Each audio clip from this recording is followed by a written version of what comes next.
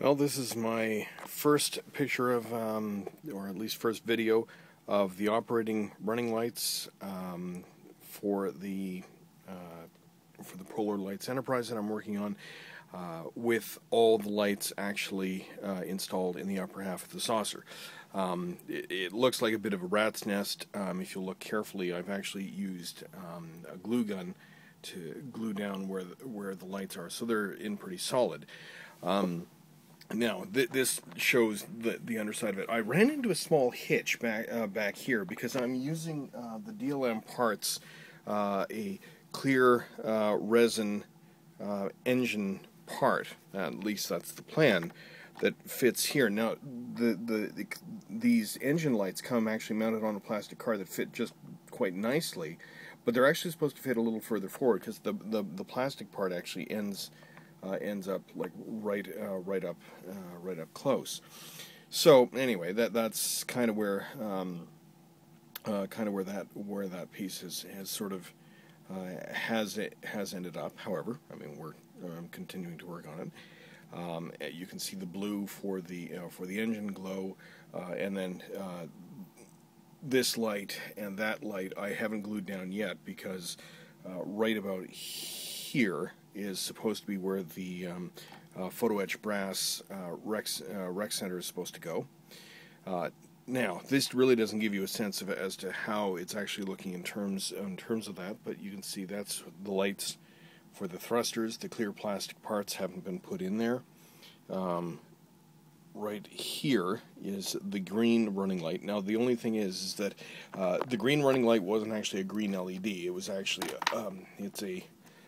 it's a standard white LED, and here's actually how the whole thing looks from the other side.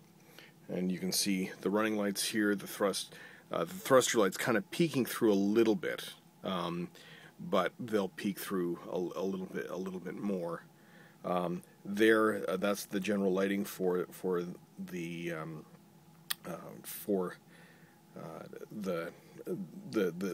general light for what is to be the actual bridge portion of the Enterprise. Now, you'll notice there's a light off there. That is a spotlight. It actually should be pointing out the center hole, not the side hole, but I'll align that later. For when in standby mode, that is a spotlight that will actually cast onto this part of the Enterprise itself. But again, you can see the running lights here. The red one there, now again it's glowing white, so I'm going to have to put I think I'm going to actually use ink and matte medium when this is all done, just to make sure that these the port and starboard lights are actually glowing their proper colors of a more deep green and a deep red, as opposed to kind of a pink and a faded kind of teal. And we go from there.